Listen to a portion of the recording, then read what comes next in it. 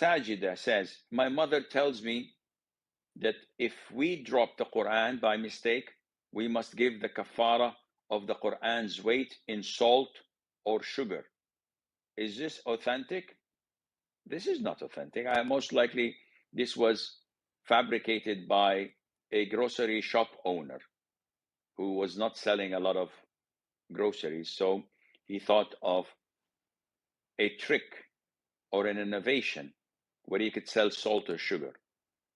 There is nothing in Islam to do if you drop the Quran. Of course, nobody does this intentionally. So if it's dropped unintentionally, the vast majority of Muslims do this innovation. They pick it up, they kiss it, and they put their forehead on it, and they call it the minor or the small prostration. And this is an innovation. Kissing the Quran is not part of the Sunnah.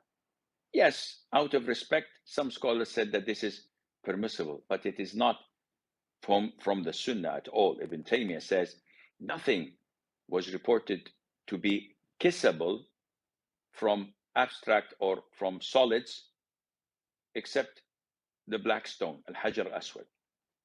So this is not part of the Sunnah for people to do, and we should avoid such innovations.